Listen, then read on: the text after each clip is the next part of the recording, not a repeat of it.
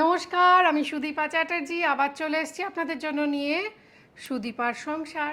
সুদীপার সংসার 7 দিন রং তার ভরে যাবে তোমাদের মনে।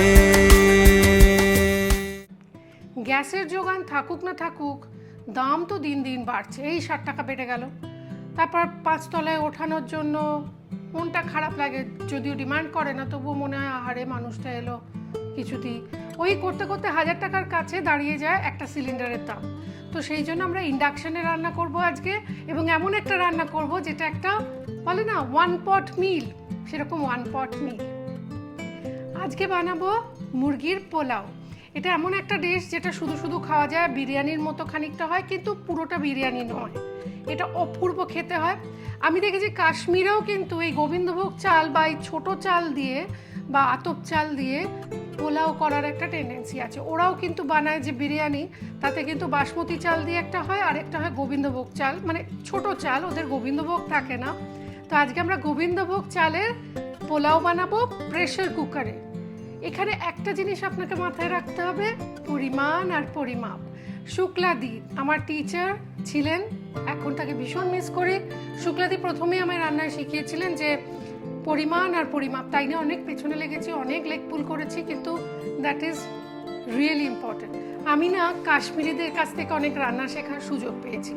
ওরা না সবসময়, যেহেতু ওখানে ঠান্ডা থাকে বা স্যাঁতস্যাঁতে ওয়েদারও কখনো হয়ে যায়, ওরা কি করে যে কোনো পাহাড়ি অঞ্চলে এটা করে, দেখবেন ওই ট্রিকটা আপনাকে ওরা বলবে না। সেটা হচ্ছে গরম মশলা, গোটা গরম মশলাটা শুকনো খোলায় আগে ভেজে নেয়। ওকে, দারচিনিটাকে ফাটিয়ে দিয়ে দিলাম। ইন্ডাকশন অন করে দিয়েছি, আমি ফুল পাওয়ারে রেখেছি। এটা ইন্ডাকশানে, আমার ইন্ডাকশন যেটা আমি ব্যবহার করছি তাতে 1400 হচ্ছে ম্যাক্সিমাম, 1800 অবধি পাওয়া যায়। দারচিনি দিলাম, ছোট এলাচ কয়েকটা,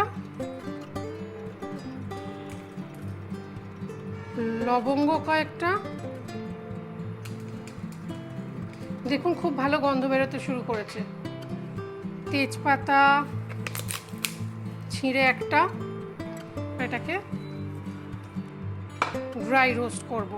একটা জিনিস খেয়াল রাখবেন ইন্ডাকশন কুকিংয়ের জায়গায়, যখনই আপনি এটা এখান থেকে দেখবেন সরাচ্ছেন, একটা বিপ সাউন্ড পাবেন। সি, তো এটার মানে হচ্ছে ওর সঙ্গে সঙ্গে অফ হয়ে যায়, কন্ট্যাক্ট যেই সরে যায় ইন্ডাকশন অফ হয়ে যায়। তাই সঙ্গে সঙ্গে চেষ্টা করবেন, যদি কখনো বন্ধও হয়ে যায় আরেকবার চালু করে দিতে, সিম্পল। এইবার আমরা রান্নায় তেল দেব। কিছুই লাগে না, পেঁয়াজ আদা রসুন এই দিয়েই বানাবো। আমি বড় চামচের 1 চামচ সাদা তেল দিলাম। কি ভালো গন্ধ বেরিয়েছে, যদি আপনি না, মানে ঠিক বোঝানো যাবে না। এটা কিন্তু আপনি যদি শুকনো খোলায় না ভেজে দিতেন তাহলে এটা হতো না। 1 নম্বর।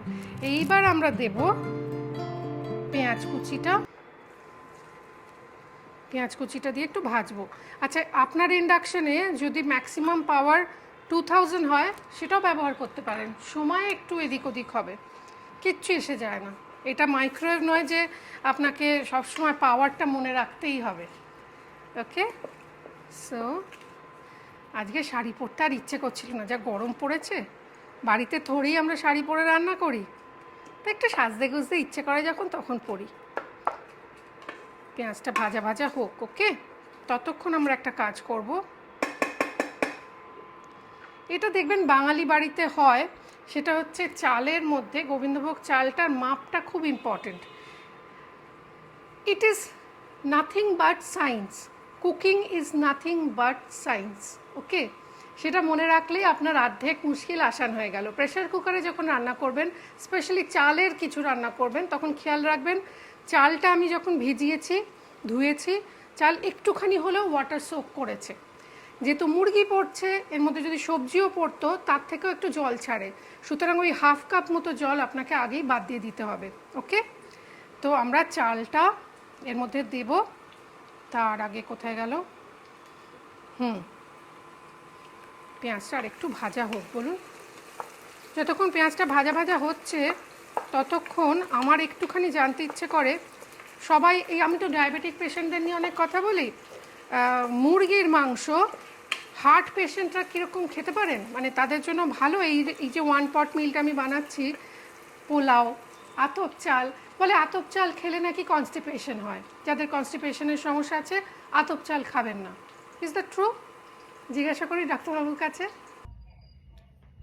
ভাত খাওয়া মানেই তো ভাবেন যে সুগার চচ্চড়িয়ে বেড়ে যাচ্ছে, তা কিন্তু নয়। ডিফারেন্ট টাইপ অফ রাইস আছে।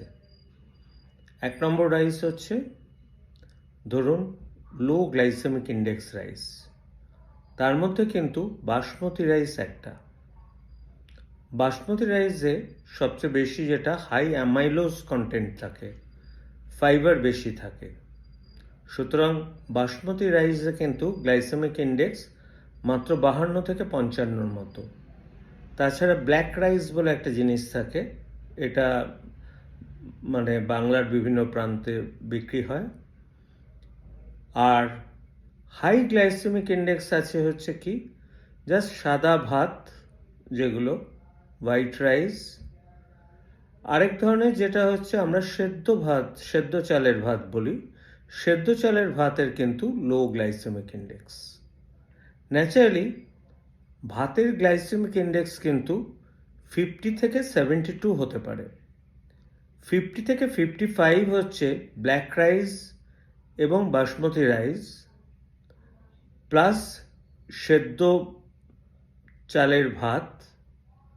আর হাই গ্লাইসেমিক ইন্ডেক্স হচ্ছে যদি আমরা সাধারণ সাদা ভাত, স্পেশালি সফট রাইস যেগুলো খাই, সেগুলো খেতে হয়তো সুস্বাদু, গোবিন্দভোগ চাল খেতে ভালো, কিন্তু গ্লাইসেমিক ইন্ডেক্স বেশি। সুতরাং যারা খেতে চান ভাতের, তারা কিন্তু বাসমতি রাইস অনায়াসে খেতে পারেন। থ্যাংক ইউ ডাক্তারবাবু, থ্যাংক ইউ ভেরি মাচ। আমার এইটা জানার খুব দরকার ছিল। যখন ডাক্তারবাবুরা বলেন এখন ওনাকে একটু ভাত দিতে পারেন, আমি ডাক্তারবাবুর পাশেই ছিলাম, একদিন শুনছিলাম পেশেন্টের যিনি অভিভাবিকা বা অভিভাবক, তিনি বলছেন ডাক্তারবাবু কী চাল দেবো, সেদ্ধ চাল না আতপ চাল? তো এইটা নিয়ে অনেক কনফিউশন থাকে। আজকে আশা করি ক্লিয়ার হয়ে গেল। পেঁয়াজটা আর একটু ভাজা হোক বলুন, একটুখানি it is close two biryani. So আমরা মাংসটাকে একটু ভাজা ভাজা করে নেব, যাতে মাংসটা গোটা গোটা থাকে।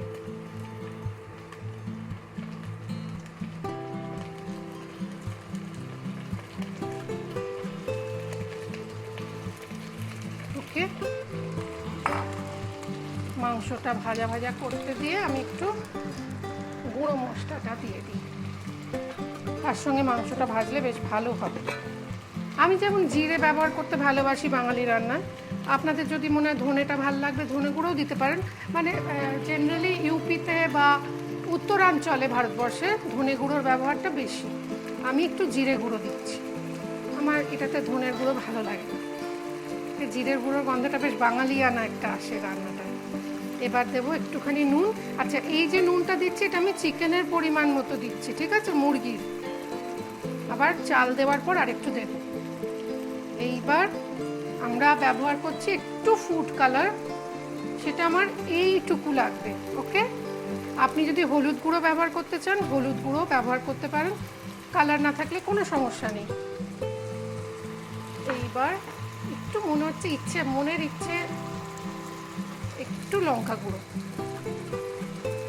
হা হা হা, কি ভালো গন্ধ বেরিয়েছে, কি বলবো। আচ্ছা, এবার এটা একটু নাড়াচাড়া করে নিই। আমরা কি করব, চাল আর মুরগির মধ্যে একটা ফারাক রয়েছে, সেই জন্য মুরগিটাকে আগে একটুখানি কষিয়ে নিলাম, ঠিক আছে। মুরগির থেকে খানিকটা জল বেরিয়ে এসছে, দেখুন। হা হা, কি ভালো গন্ধ বেরিয়েছে, কি বলবো। পাশের বাড়ি থেকে কিন্তু জিজ্ঞাসা করবে কি হচ্ছে আজকে। এইবার দেব আদা রসুন বাটা। আদা বাটাটা কম, রসুনটা বেশি, মানে মাংস যেভাবে কষায় ঠিক সেইভাবে। আমি না ওরকম চামচ মেপে রান্না করতে পারি না, মানে আমরা তো ওইভাবে রান্না শিখে আসিনি, রান্নাকে ভালোবাসতে বাসতেই শেখা হয়ে গেছে। রসুন বাটা, এটা আবার মোরগ পোলাও বলে, ওরা মোরগ দিয়ে করে, বাংলাদেশে খুব বিখ্যাত একটা রান্না, সেটা আবার অন্যরকমভাবে হয়। কাঁচা লঙ্কা বাটা বেশ খানিকটা। এটা ছাড়া রান্নাটা ঠিক জমবে না। আচ্ছা, এক্ষেত্রে বলি, যারা ধরুন আমি টাটকা মুরগি দিয়ে করছি, আপনারা যদি বাড়িতে ফ্রিজে রাখা মুরগি দিয়ে রান্না করেন তাহলে মুরগির মাংসটা না একটু লেবু, নুন আর গোলমরিচ দিয়ে মাখিয়ে খানিকক্ষণ রেখে দেবেন। তারপর দেখবেন একটা জল বেরিয়ে এসছে মুরগি থেকে, সেটা ফেলে দেবেন, তাহলেই ফ্রেশ হয়ে যাবে। এই একটা হয় না, একটা বন্য গন্ধ থাকে মুরগির, বাসি গন্ধ যেটাকে আমরা বলি, সেটা চলে যাবে। ওকে, নাও ইটস টাইম ফর চাল। 1 বাটি চাল দিচ্ছি, একদম উপর ভর্তি।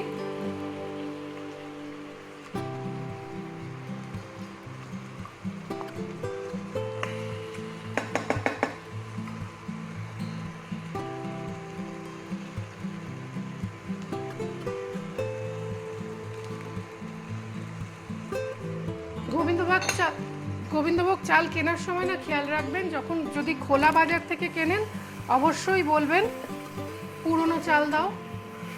পুরনো চালে খুব ভালো হয় এই পোলাওটা। আর যদি ব্র্যান্ডেড কেনেন তাহলে ভালো ব্র্যান্ড দেখে কিনলেই হবে, তার প্যাকেটের গায়ে অনেক সময় লেখা থাকে। আর যারা বাংলাদেশ থেকে দেখছেন তাদের বলবো এটা চিনি গুঁড়া চালে করে দেখুন। আপনারা যেরকম মোরগ পোলাও বানান, মোরগ পোলাওটা তার কাছাকাছি হবে, কিন্তু একটু এদেশি ভাব থাকবে। হয়ে গেল, এটাকে একটু কষাতে হবে।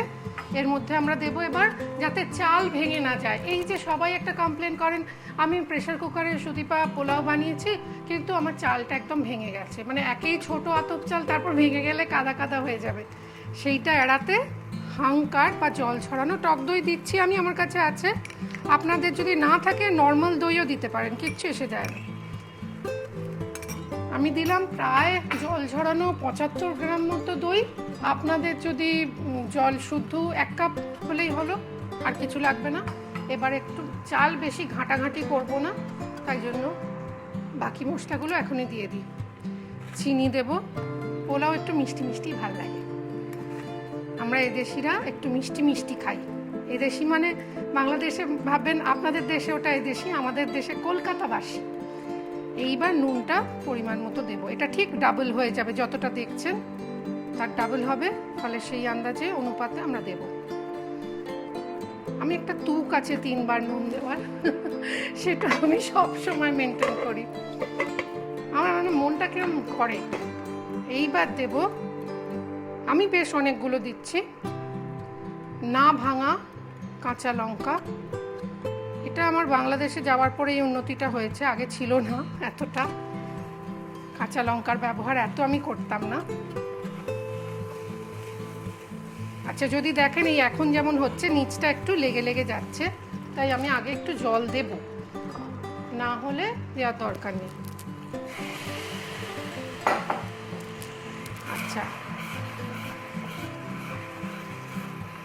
এটা একটুখানি, যতটা আপনি চাল ভাজা ভাজা করবেন তত চাল ভাঙার বা গলে যাওয়ার প্রবণতাটা কমতে থাকবে। সুতরাং চালটা বেশ ভালো করে সলা সলা হয়ে যাবে, মানে একটার থেকে একটা ছেড়ে আসবে, কাদা কাদা ভাবটা থাকবে না। তখন বাকি জলটা দেব। এই অবস্থায় আমরা প্রেসার কুকারের হুইসেলটা খুলে আঁচ কমিয়ে ইন্ডাকশানের একদম আমি ধরুন 200-এ চলে গেলাম, ঠিক আছে। এইবার দেখুন আমি 1 বাটি চাল দিয়েছি, মানে তার ডাবল জল হবে 2 বাটি। তার মধ্যে আমি যেটা করব, 1 বাটির একটু কম জল নিলাম, দেখিয়ে দিচ্ছি, আপনারা দেখতে পাচ্ছেন আশা করি।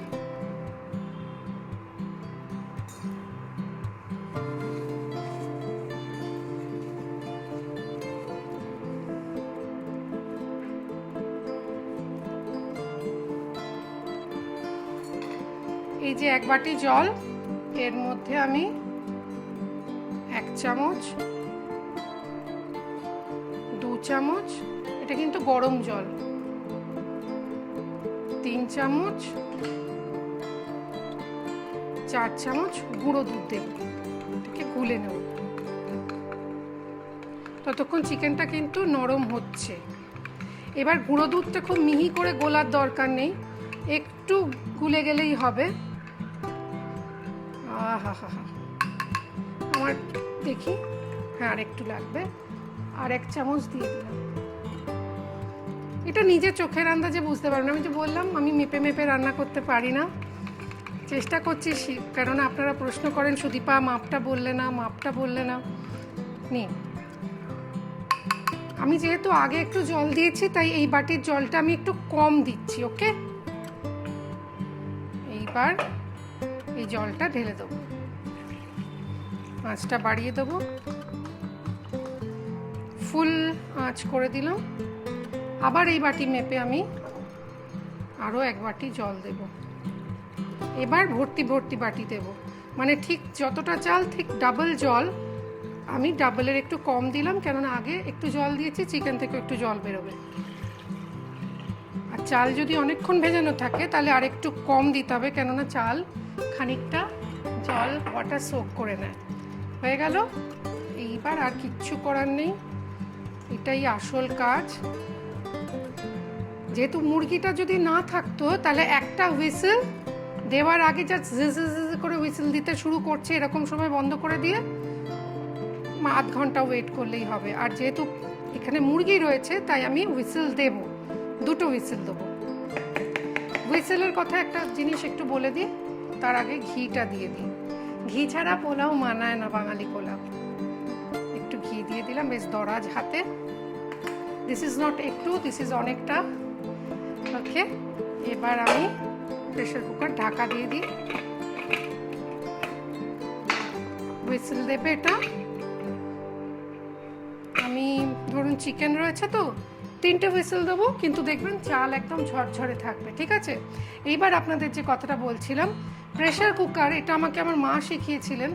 আমি দেখতাম প্রেসার কুকার যখন ভর্তি ভর্তি থাকতো, মাংসটা ধরুন পুরো ভর্তি উপর চুপুরি, পাঁঠার মাংস রান্না করছি বা খাসির মাংস রান্না করছি, তখন না কম হুইসেল দিতে হয়। আর যদি এক তলানিতে থাকে তাহলে বেশি হুইসেল দিতে হয়, কেননা ব্যাপারটা হচ্ছে পুরোটা সায়েন্স। মানে হাওয়ার চাপে ওটা প্রেশার, এয়ার প্রেশারও পাবে, তাতে তাড়াতাড়ি গলবে। বা ফ্যাট থাকলে সেই ফ্যাটটা নরম হবে, বা ফ্লেশ থাকলে সেই ফ্লেশটা মধ্যে জল ঢুকবে, সেদ্ধ হবে, সফট হবে। তার জন্য যদি প্রেশার কুকার ভর্তি অবধি আপনি মাটন রান্না করেন বা পোলাও রান্না করেন, তাহলে একটা হুইসেল কমিয়ে দেবেন। ওকে, তাহলে আমরা হুইসেলটার জন্য ওয়েট করি। এটা আমি 3টে হুইসেল দিয়ে একটু ওয়েট করব, তারপর গরমা গরম সার্ভ করব।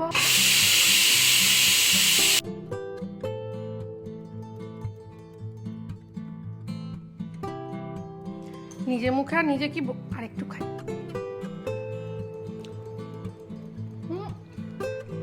একটা অদ্ভুত হালকা ঝাল আছে। লবঙ্গটা গলে গেছে তো, তারপর কাঁচা লঙ্কা ছিল।